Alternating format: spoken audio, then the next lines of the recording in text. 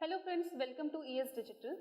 तो स्टूडेंट्स, अब हमारा आज का जो न्यू टॉपिक है वो है मेथड्स ऑफ इरिगेशन। मेथड्स आप बोल लीजिए या आप बोल लीजिए टेक्निक्स।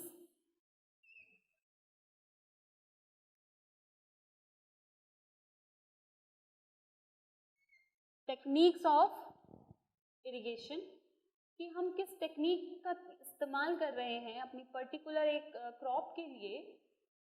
इट डिपेंड्स कि आपका फील्ड कैसा है, क्रॉप कैसा है, उसके बेसिस पे हम लोग फाइंड आउट करेंगे। हमारे पास 7 मेथड्स हैं टू अप्लाई इरिगेशन वाटर।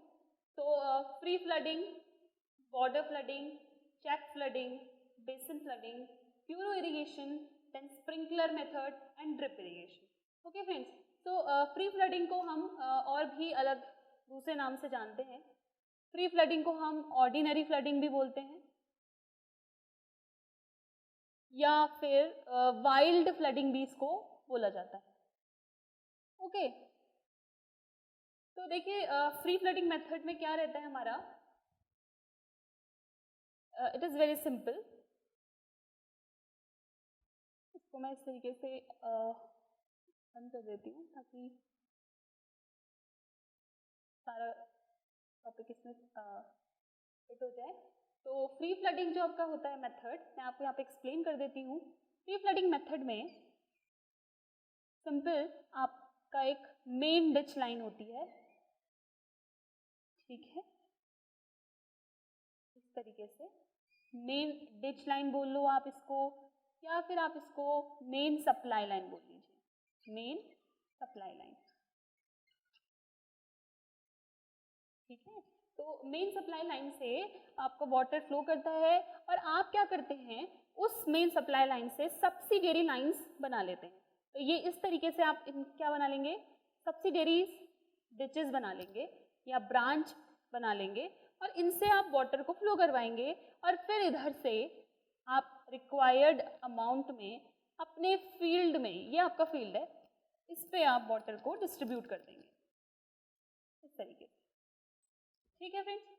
तो ये आपका जो मेथड है, इस मेथड को हम बोलते हैं फ्री फ्लडिंग और ऑर्डिनरी फ्लडिंग मेथड। ये जो आपका सुटेबल है, it is for irregular topography, irregular topography या रोलिंग टेरेन, इस तरीके के जो इलाके होते हैं जहाँ पे हम चेक्स नहीं लगा सकते, हम कोई भी चेक बॉर्डर नहीं बना सकते ऐसे एरियाज में। इस एरियाज में हमको किस तरीके से इरिगेशन देना चाहिए, फ्री फ्लडिंग या फिर ऑर्डिनरी फ्लडिंग, ठीक है। तो ये आपका था फ्री फ्लडिंग और ऑर्डिनरी फ्लडिंग। ओके फ्रेंड्स, ये ज़्यादातर जो हमारे पास्चर्स होते हैं, पास्चर्स लैंड्स जो होते हैं, वहाँ हम लोग इनका यूज़ करते हैं। तो इनमें जो हमारे ये जो आपने सब्सिडियरी लाइन्स हमने ड्रॉ करी, तो इनके बीच की जो डिस्टेंस होती है, यानी कि ये जो लैंड एरिया है, ये 20 to 50 मीटर की डिस्टेंस में ये होता है। ओके, तो ये था आपका फ्री फ्लडिंग और ऑर्डिनरी फ्लडिंग और wild flooding. Next is your border flooding. दूसरा आपका जो मेथड है वो है बॉर्डर फ्लडिंग, ठीक है। इसका नाम ही बता रहा है कि इसमें हम लोग क्या करते हैं, बॉर्डर बना लेते हैं। तो इसको एक्सप्लेन करने के लिए आप ऐसे समझिए कि ये आपका एक मेन सप्लाई लाइन है जिससे डिस्चार्ज क्यू डिस्चार्ज से वाटर फ्लो कर रहा है। Q discharge means metre cube per second की रेट से वाटर फ्लो कर रहा है और इस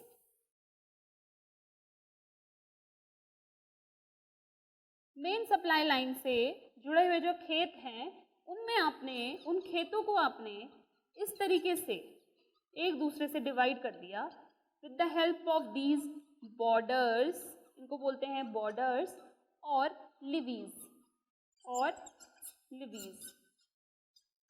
ओके, क्या बोलते हैं इनको, बॉर्डर्स और लिवीज। तो इसमें इसका प्रोसेस कैसे होता है कि जैसे यहाँ से आपको डिस्चार्ज फ्लो कर रहा है, तो इन एरियाज से आप क्या करते हो, लैंड में वाटर डिस्ट्रीब्यूट करा देते हो। इस तरीके का जो प्रोसेस है, इस तरीके का जो मेथड है, इस तरीके के मेथड को, इरिगेशन को बॉर्डर फ्लडिंग मेथड कहा जाता है, ठीक है।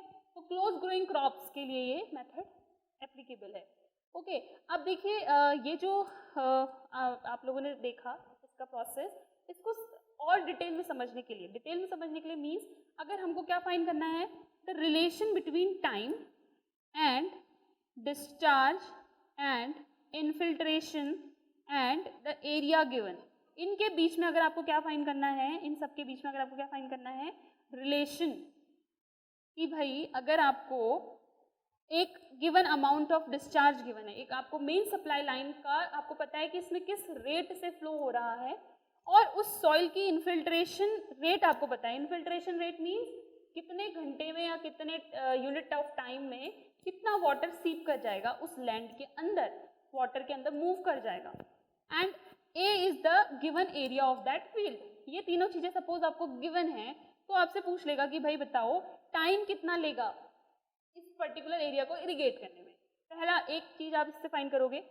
सेकंड, आपको क्या फाइंड करना है कि मैक्सिमम एरिया आप कितना इरिगेट कर सकते हो with the help of given discharge and A given infiltration of that area.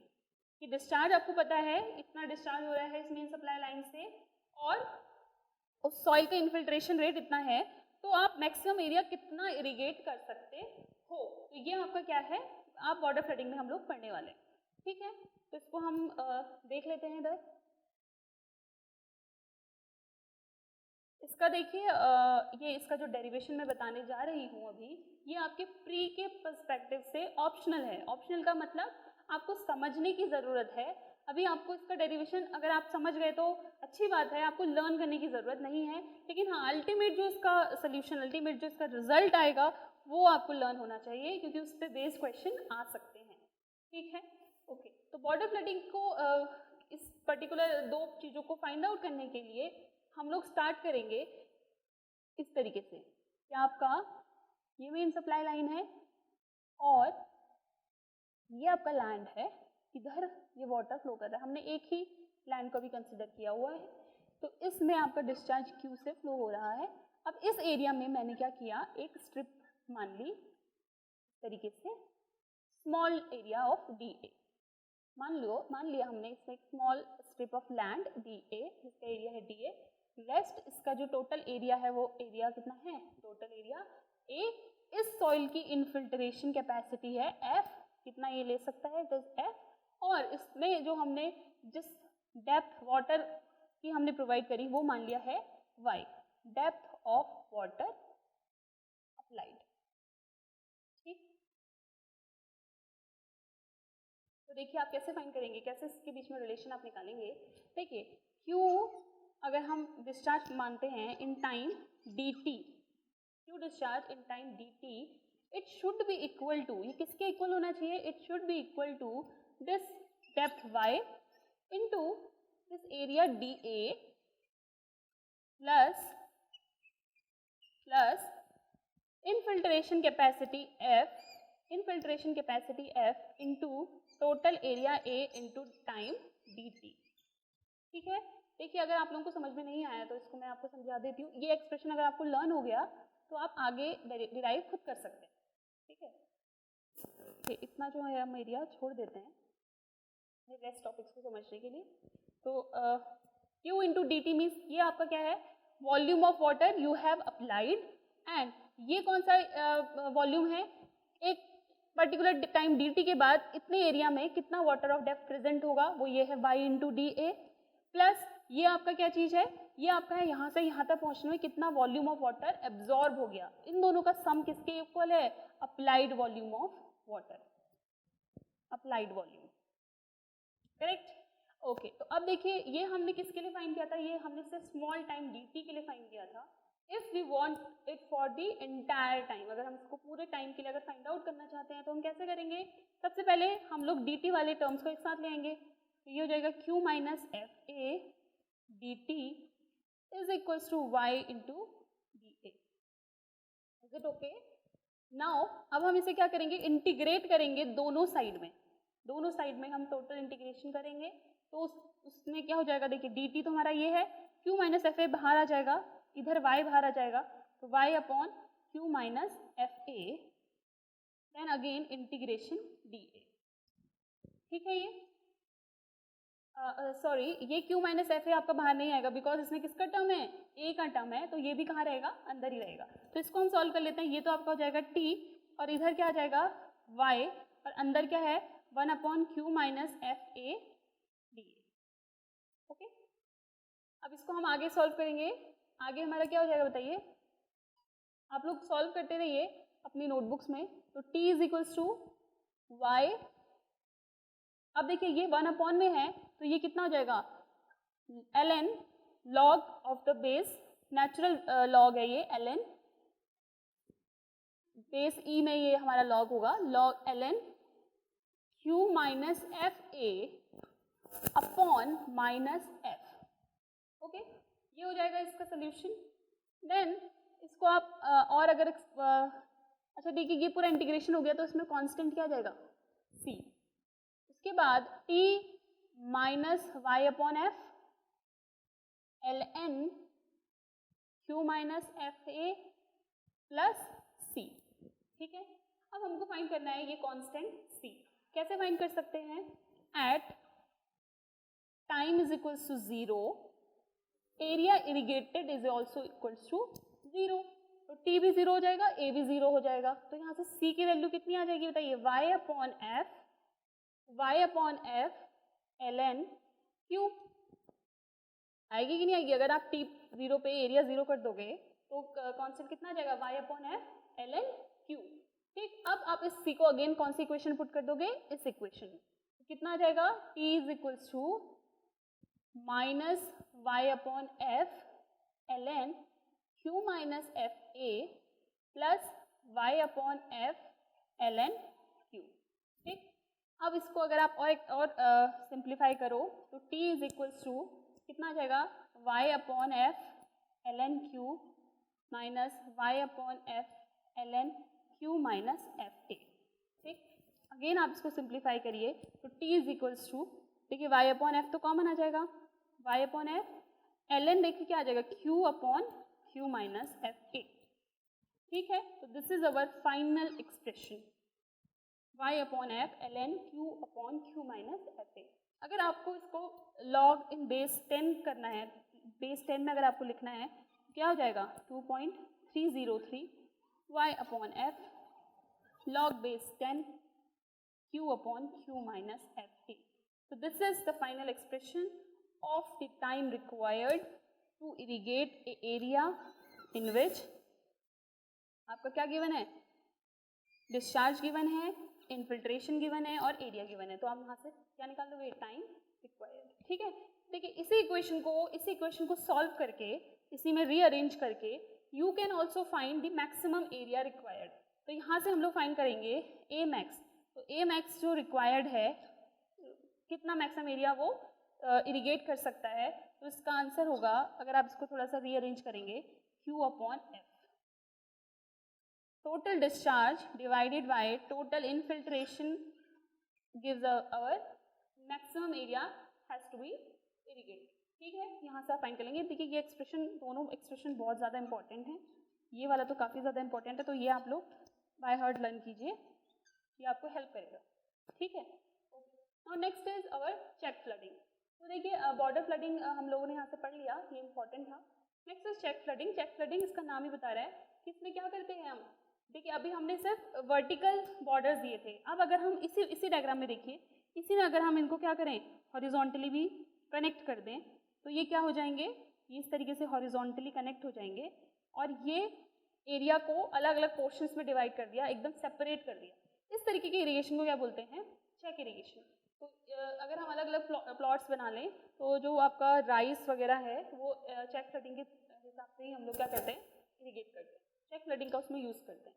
ठीक है, next is our basin flooding. Okay, basin flooding देखिए जो आपका है ऑर्चर्ड्स के लिए यूज़ किया जाता है। ऑर्चर्ड्स क्या होता है, एक स्पेशल टाइप ऑफ ट्री या प्लांटेशन जिनका कमर्शियल यूज़ बहुत ज़्यादा है, जिनको बिजनेस पर्पज से हम लोग यूज़ करते हैं, उनको बोलते हैं ऑर्चर्ड्स। तो इसमें हम लोग क्या करते हैं, देखिए इस तरीके से हम लोग हर एक पर्टिकुलर ट्री के लिए ना, एक पर्टिकुलर ट्री के लिए बेसिन्स बना देते हैं। ये इस तरीके से देख रहे हैं आप, अलग अलग ट्री के लिए, अलग अलग प्लांट के लिए हम उसके लिए अपना एक खुद का बेसिन बना देते हैं और उस बेसिन में हम क्या करते हैं, वाटर प्रोवाइड करते हैं। उस पर्टिकुलर बेसिन में हम लोग इरिगेशन देते हैं। तो इस तरीके के इरिगेशन को क्या बोलते हैं, बेसिन इरिगेशन। ये इंपॉर्टेंट है, आपको ये याद रखना है कि basin irrigation is used for orchids. ठीक है, okay. Next is furrow irrigation. तो देखिए फ्यूरो इरिगेशन को समझने के लिए आपको बस ये डायग्राम समझना है, बहुत ईजी है। ये डायग्राम आपका है इस तरीके से, मान लो ये आपके लैंड है और ये आपने क्या बना रखे हैं, ड्रेन्स बना रखे हैं, नालियाँ टाइप की बना रखी हैं, जिसमें आपने वाटर फिल्ड करा हुआ है। और जो रिजेस हैं, जो ऊंचा ये पोर्शन है, इसमें आपने अपना प्लांटेशन किया हुआ है। ठीक है, तो ये वाला जो पोर्शन है आपका, ये जो वाटर फिल्ड वाला पोर्शन है, इधर से वाटर क्या करता है, लेटरली सीप्ड होता है इस एरिया में, और यहाँ से इसकी जो रूट्स हैं वो वाटर को लेती है। तो इस तरीके का जो इरिगेशन है इसको फ्यूरो इरिगेशन कहते हैं। क्यों? क्योंकि ये जो यहाँ पे बना रखे हैं ड्रेन्स, वाटर फिल्ड ड्रेन्स, इनको क्या बोलते हैं, फ्यूरोज, इनको बोलते हैं फ्यूरोज। तो फ्यूरोज क्या है, वो पोर्शन लैंड का जिसमें वाटर फिल्ड है, वो आपके कहलाते हैं फ्यूरोज, और इनकी हेल्प से जो आप इरिगेशन करते हो वो है फ्यूरो इरिगेशन। तो ये बहुत ही बेनिफिशियल टाइप का इरिगेशन है। क्यों? क्योंकि इसमें जो हम ये जो वाटर प्रोवाइड कर रहे हैं, ये 1/5 to half of the land area ही प्रोवाइड करते हैं। 1/5 to half of the land area हम इन फ्यूरोज को प्रोवाइड करते हैं। तो इस वजह से इवेपोरेशन कम होता है, पर्कुलेशन कम होता है, लॉसेस कम होते हैं। तो एप्लीकेशन, जो वाटर एप्लीकेशन एफिशिएंसी है वो बहुत ज़्यादा होती है। किसमें? फ्यूरो में। Water application efficiency means the ratio of water stored in the root zone divided by water applied to the roots. Okay, so this is our water application efficiency. तो मैं आपको एक बार क्लियर कर दूं कि फ्री फ्लडिंग और ordinary flooding में इस तरीके की जो फ्लडिंग होती है, इसमें वाटर एप्लीकेशन एफिशिएंसी बहुत कम होती है। मीन्स जितना हम वाटर प्रोवाइड करते हैं उतना जोन में रुक नहीं पाता है, क्योंकि इसमें कोई चेक्स नहीं लगाए हैं हमने। ठीक है, रोक नहीं पाते हैं water. Okay okay, now next is sprinkler method. Sprinkler method is more और less similar to the rainfall. किस तरीके से रेनफॉल होती है, स्प्रिंकलिंग होती है, वैसे ही स्प्रिंकलर मेथड भी हम यूज करते हैं। इसमें क्या रहता है आपका, सपोज ये लैंड एरिया है, इसमें हम स्प्रिंकल्स लगा लेते हैं इस तरीके से, और ये क्या करते हैं, वाटर को चारों ओर स्प्रिंकल करते हैं। तो देखिए स्प्रिंकलर मेथड और ड्रिप इरिगेशन अभी हम आगे जाके पढ़ने वाले हैं, ये दोनों आते हैं under the title pressurised irrigation method. ये कैसे मेथड है, प्रेशराइज्ड इरिगेशन मेथड है। प्रेशराइज्ड इरिगेशन मेथड मीन्स इसमें एक्सटर्नल प्रेशर का यूज होता है वाटर अप्लाई करने के लिए। ठीक है, तो स्प्रिंकलर इरिगेशन का बहुत ज़्यादा फायदा है। एक तो ये रेनफॉल की तरह एक्ट करता है, और वो भी यूनिफॉर्म रेनफॉल, यूनिफॉर्म इंटेंसिटी से रेनफॉल होती है। सेकेंडली इसमें लॉसेस बहुत कम होते हैं, क्योंकि डायरेक्टली हम लोग प्लांट को वाटर प्रोवाइड कर रहे हैं, तो कोई इवेपोरेशन नहीं है, कोई पर्कुलेशन लॉसेस नहीं है स्प्रिंकलर मेथड में। सेकंड इज इसकी यूटिलिटी कहाँ पर है, जहाँ पे वाटर की स्कैरसिटी है, एरिड रीजन्स पे, जहाँ पे वाटर बहुत कम अवेलेबल होता है, वहाँ पे हम स्प्रिंकलर मेथड का यूज़ करते हैं। ठीक है, और सेकंड इसका एक और फायदा है, जहाँ पे ग्राउंड वाटर टेबल ऑलरेडी ऊपर है, नीचे अगर ग्राउंड सरफेस के नीचे ग्राउंड वाटर टेबल अगर ऑलरेडी ऊपर प्रेजेंट है, तो वहाँ पर हम लोग क्या करेंगे, वहाँ पर अगर हम ज़्यादा वाटर प्रोवाइड करेंगे इरीगेशन में, तो क्या होगा, वाटर लॉगिंग के का खतरा बढ़ जाएगा। लेकिन अगर आप स्प्रिंकल करेंगे सिर्फ वाटर को, तो सिर्फ ऊपर ही सतह में ही वाटर रहेगा और वाटर लॉगिंग नहीं होगी। ठीक है, तो sprinkler method is very important, very beneficial. इसका डिसएडवांटेजेस कहाँ पर होगा, इसका डिसएडवांटेज बस इतना है कि अगर किसी विंडी एरिया में विंड बहुत तेज चल रही है, तो वहाँ पर इसके लॉसेस बढ़ जाते हैं। Otherwise sprinkler method is a very good. Next is drip irrigation. Drip irrigation देखिए ये भी ऑलमोस्ट स्प्रिंकलर मेथड की तरह ही है, इसमें भी वाटर का कम यूज होता है। इसमें हम डायरेक्ट रूट पे जाके वाटर प्रोवाइड कर देते हैं along with the fertiliser. Fertiliser और न्यूट्रिशन को वाटर में मिक्स करके हम क्या करते हैं, वाटर को directly on the root zone हम लोग प्रोवाइड कर देते हैं। ठीक है, तो ये हमारा कौन सा मेथड है, ड्रिप इरीगेशन। ड्रिप इरीगेशन में हम क्या करते हैं, अंडरग्राउंड नेटवर्क्स बनाते हैं। अंडरग्राउंड क्या बनाते हैं, नेटवर्क्स बनाते हैं, और जिस प्लांट की रूट में हमको वाटर देना है, वहाँ पे हम लोग यहाँ से एक टैंक में फर्टिलाइज़र हमारा रहता है, वहाँ से वाटर ऐड करके हम इन अलग अलग रूट जोन्स में ड्रिप इरीगेशन देते हैं। अच्छा, ड्रिप इरीगेशन का एक और नाम है, ये आप लिख लीजिएगा, ये बहुत इंपॉर्टेंट है। ड्रिप इरीगेशन को ट्रिकल इरीगेशन भी कहा जाता है। ड्रिप इरीगेशन को ट्रिकल इरिगेशन भी कहा जाता है। ये क्वेश्चन आ सकता है, देखिए दिस इज वेरी इंपॉर्टेंट, यहाँ से आपसे क्वेश्चन पूछा जा सकता है, which out of these is also known as trickle irrigation method. आपको इनमें से कोई भी 4 ऑप्शन दे देंगे, अगर आपने नहीं पढ़ा होगा तो you will not be able to write the correct answer, ठीक है। ये तो ये था आपका ड्रिप इरिगेशन। ड्रिप इरिगेशन का एक डिसएडवांटेज है, इसमें देखिए विंड का कोई इफेक्ट नहीं है एज स्प्रिंकलर मेथड, बट हाँ ड्रिप इरिगेशन मेथड में क्या रहता है, फ्रॉस्ट का इफेक्ट काफ़ी रहता है। फ्रॉस्ट मीन्स क्योंकि देखिए रूट जोन में काफ़ी वाटर प्रेजेंट है इसमें, तो वहाँ पे अगर फ्रीजिंग हो जाए तो फ्रॉस्टिंग हो जाएगी, एक्सपेंशन हो जाएगा सॉइल पार्टिकल का, तो इस वजह से सॉइल की कैरेक्टरिस्टिक्स में फ़र्क पड़ेगा, तो फ्रॉस्ट एक्शन की प्रॉब्लम रहती है ड्रिप इरिगेशन में।